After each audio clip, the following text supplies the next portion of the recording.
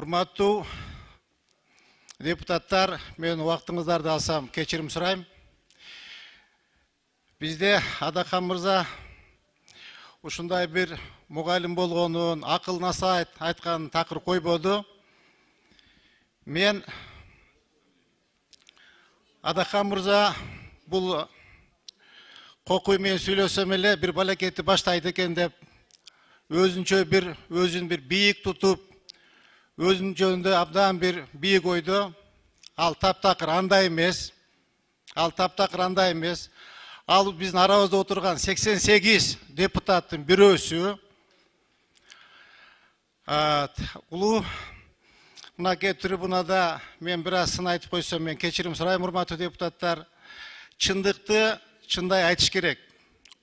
Урматтуу Адахан мырза, сиздин образыңыз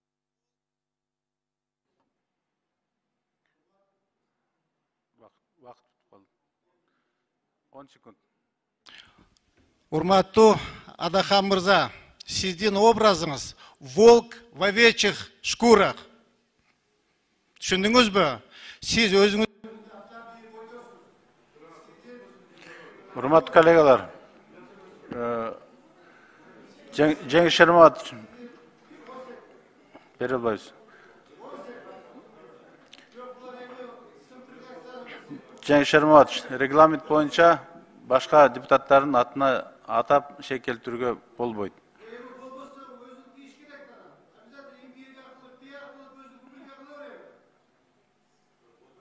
Биз сизге убакыт бердик.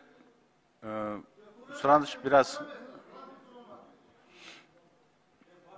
Рахмат. Биринчи микрофон.